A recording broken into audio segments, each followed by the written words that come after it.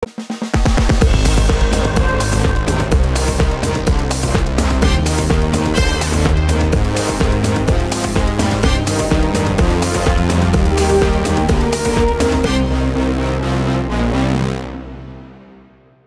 vás u dalšího dílu podcastu Insider, moje jméno je Michal Půr a se mnou je tady i můj kolega Tomáš Jirsa. Dobrý den. Ještě než začneme, máme tady pár obvyklých vzkazů od Tomáše. Rádi bychom poděkovali našim partnerům, kterými jsou advokátní kancelář ROWAN LEGAL a provozovatel zdravotnických zařízení PENTA HOSPITALS. Děkujeme za podporu. Chceme zároveň poděkovat všem, kdo nás pravidelně poslouchají a podporují.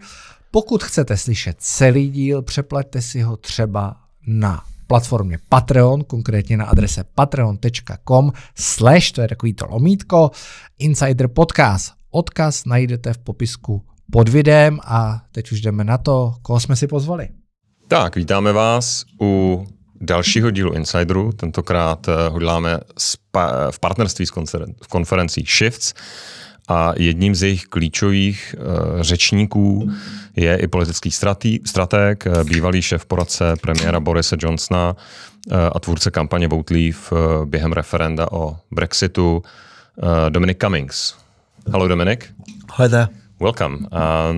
So this is right in front of your speech at the Shifts conference. What is the key message you're willing to tell the Czech audience? Well, I mean, there's so many different things that we could talk about. I guess sort of like there's one big theme, I suppose, is that it seems to me that in lots of ways we're living through a historical cycle of regime change that we've seen before. So if you look at the 1840s you read the letters and documents of the time of people like Metternich and Bismarck, you can sense that you have this combination of the generation that had fought the World War against Napoleon were dying out.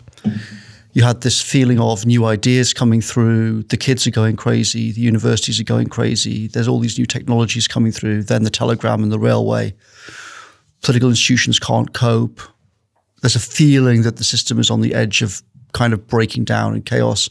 And then, of course, suddenly you have the 1848 revolutions. You have regime change all across Europe. You have Italy and Germany created. By the 1870s, you've got a completely new situation, politically, legally. You have Dostoevsky writing about the spiritual crisis of the West. And I think what's happening now, one of the reasons why the world seems so crazy is that we're going through a very similar sort of situation. The generation that fought World War II has died out. You've got these new technologies. Then it was, in the 1840s, it was railway and telegram. Now it's AI, drones, biotech, genetic engineering, and things like that. Similarly, you have a sense that the kids are going crazy, the universities are going crazy, there's these new ideas, these new political movements, and fundamentally the old political institutions, both domestic and international, clearly can't cope and they're crumbling under the pressure of it. So the question is, there's going to be big changes coming. Big question is it like it normally is historically, chaos and bloodshed? Or is there some way of moving to a new system without that happening? So do you think is it safe to say that at the moment we still don't know if it's this kind of radical paradigm shift like the 19th century or maybe something like 60s, some wave that's going to disappear? Or do you really think we are in for a big change and shift? I think we're in for a big shift. I think that wherever you look now, you can the institutions that have evolved across the Western world since World War II, everywhere are in decay. There is a sense amongst the populations everywhere that these institutions are corrupt, they're incompetent, they won't fix themselves. If you look at look at the whole nightmare over COVID, you have very similar patterns across the Western world, very similar looking bureaucratic failures. But you also have, in a sense, an even more interesting thing, which is that after COVID, the old system, including all of the old mainstream parties, basically have just sort of pushed discussion of it away. Is there any mainstream set of people saying that people like Fauci there actually should be proper investigations into what was going on? No.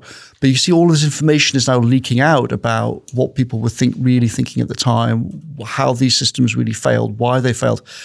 But the mainstream political world across the Western world does not want to face these problems. And maybe the most very stark example of this is that by far the most successful thing that we did in Britain during COVID was the creation of the Vaccine Task Force. What were the principal aspects of that? A, we said we're not going to be part of the EU project. We're going to do it separately. Secondly, we specifically exempted the Vaccine Task Force from all the normal rules of how the British state now works, on how you recruit talent, on how you spend money, procurement laws, everything like that. And lo and behold, unsurprisingly, it was the most successful thing that we did. Now, in a sane world, what would have happened is that the Vaccine Task Force in 2021 would have been moved on to the next generation of vaccines. How do you actually stop people catching the disease? But instead, what happened is the old system was so terrified at the idea that people would look at this success and copy it. This was seen as a terrible threat to the old bureaucracy. So the Vaccine Task Force was closed. And a very, very similar process happened in America, where, again, great success with accelerating vaccines. Again, in Washington, it was closed down as well. So you see this kind of pathological behavior by the old bureaucracies, the old political parties, that even when something works, their instinct is to kill it and close it down because they don't want anything threatening the old system. And long term, this is not viable. Yeah. You are, at least in the Czech Republic, in majority perceived as the author or the ideological father of Brexit. Yeah. In this very sense, did Brexit help or damage or was neutral to the ability of Britain to find its own path out of this, let's say, European paradigm of, as you say, decay or stagnation? So obviously Brexit's a huge subject, very complicated, and lots of different things one can say about it. But at its core, the reason why I created the Vote Leave organization, why we did the Leave campaign, was because we thought that fundamentally Europe's on the wrong path. It's on a path of economic stagnation. It's on a path of immigration out of control, and an inability of elites, and actually not even a desire of elites, to control it.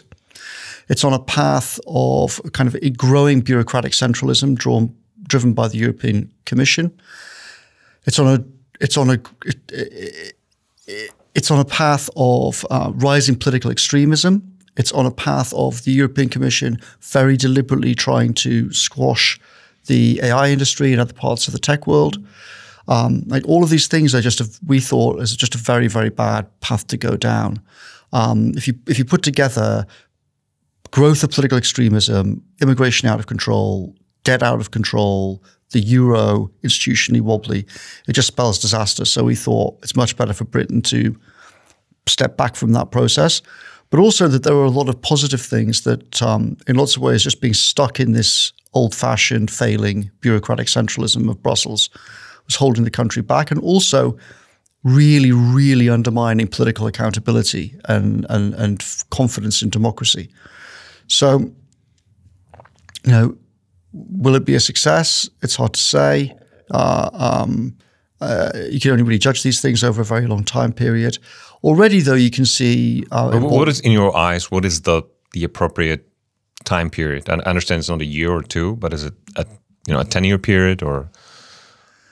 These things are very hard, right? There's a famous comment in the 1970s by the Chinese guy when he asked about the French Revolution, what do you think of it? And he said, well, it's too soon to tell. So these kind of very big historical events, it's hard to tell other than through them with a long perspective. But I think in 10, 20 years, we'll get a pretty good sense of some big things. If I'm right, then we will just see these trends continuing in Europe. The trends of economic stagnation, debt, political extremism growing, et cetera, and you'll see the tech industry, smart young people in Europe increasingly going to California to escape because that's the place to build things. And you'll see Europe crushed between essentially the technology of California and the technology of China, with little options of its own. And Britain will be able to carve a different path than the rest of Europe, and more successfully. And there are lots of reasons why that could work. If I'm wrong, then the European countries will start growing, political extremism will fall, the free movement will be actually seen as a great political success and a triumph. Everyone will cheer, giving more and more power to the European Commission. We don't have to worry about serious far-right, sometimes not actual Nazi elements winning elections. And we'll, in 10, 20 years' time, it'll be clear. Now, I would say, so far, since Brexit, almost all the big dynamics have been towards what we predicted on the Leave side. So I would say it doesn't look good for the EU project right now. However, of course, it's also clearly the case that the British political system has massively struggled with the challenge of Brexit. Most of the MPs didn't want it to happen. They didn't know how to respond to the vote. They completely botched it and basically drove the country into a cul-de-sac 2016 to 2019 because they were just so completely bamboozled by the situation. And they still are quite bamboozled, really. I mean, the old parties are still basically fundamentally lost and don't really know what to do. So that's the big challenge for Britain.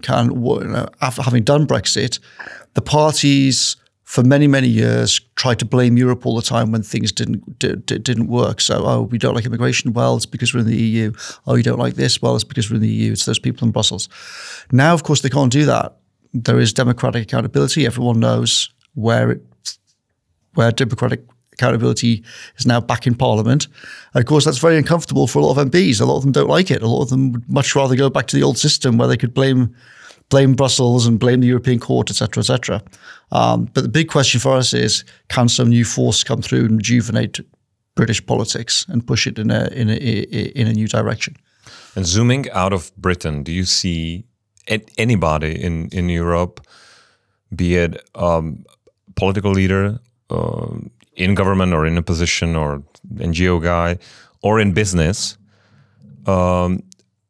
being in between, offering the alternative to, let's say, the status quo, the system that is ceasing to work, and not being the, let's say, far right or far left extremist? Do you see anybody in Europe? Because I just came back from LA and I saw what we don't have, like a huge division between the politics and all those business guys who really create the future through technology. Yep. And I think we just don't have it in Europe as general. Yep.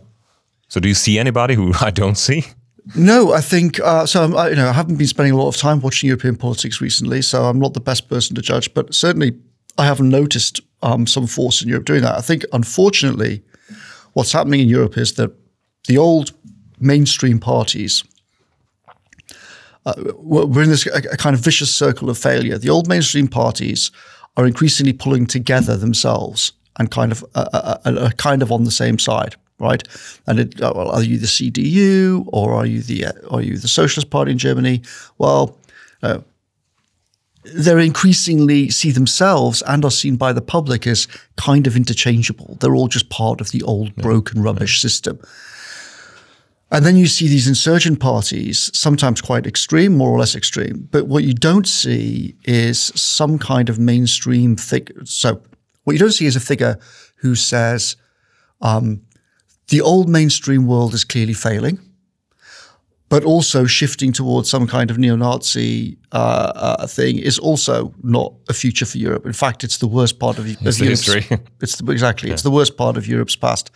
Whether it's kind of like neo-Nazi movements or neo-Stalinist / communist movements, both of them have been historical catastrophes for Europe and obviously here in this country as well.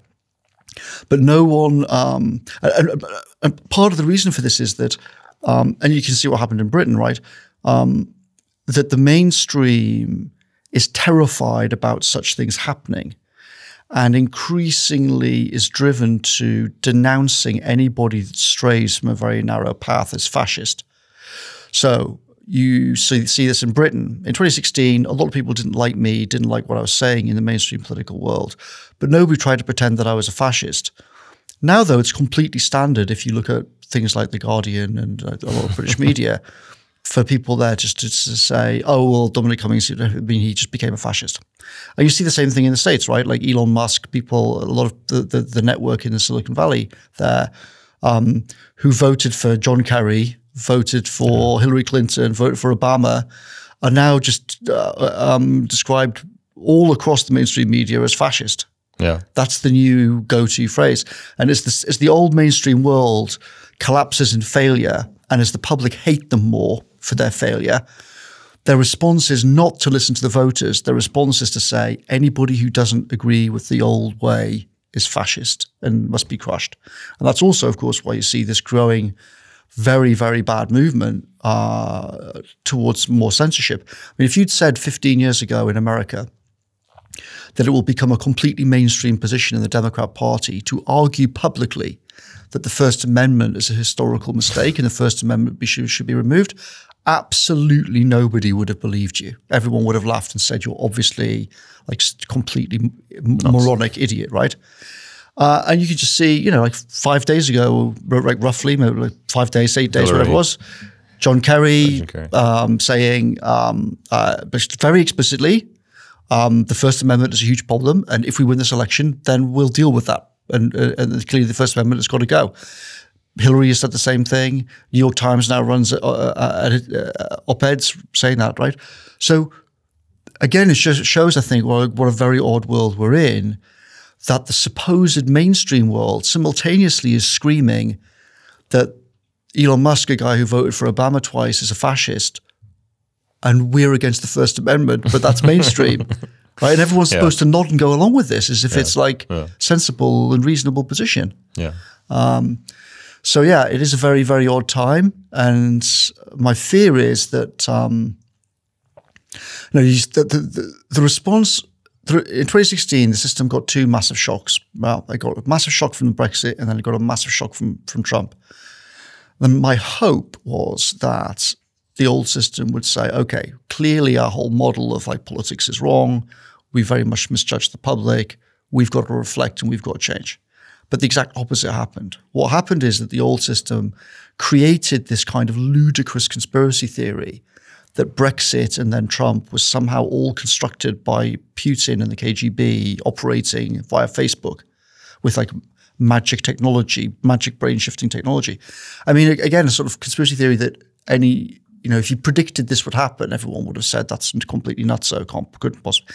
But it's taken over a large part of the kind of Democrat world, New York Times, Washington Post world. It's become an accepted meme to believe this complete gobbledygook about what happened. And it's kind of symptomatic, I think, of what's happened in the Western world and the problem that we've got. The mainstream system, rather than listen to voters, decided instead to create such a ludicrous conspiracy theory and then define that as the mainstream view that mainstream elite should go along with. Děkujeme, že jste doposlouchali až sem. Pokud chcete slyšet víc, celý díl najdete na adrese patreon.com/Insider Podcast. Odkaz najdete v popisku hned pod videem. A co jsme v dnešním Insideru řešili dále? Podívejte se. Oh my God, we're actually just governed by a set of people who are completely useless. The kids are going crazy, the universities are going crazy, there's these new ideas, these new political movements. The institutions that have evolved across the Western world since World War II are in decay. You had the superpowers in the USA, what does China think about it? And now you have all these superpowers and Elon Musk. In 5 years' time, a company like OpenAI, perhaps having military capabilities far in excess of any EU country. If I'm right, then we will just see these trends continuing in Europe. The trends of economic stagnation, debt, political extremism growing, etc., etc. Okay, our time's up. Cool, thank you. Lovely to talk to you.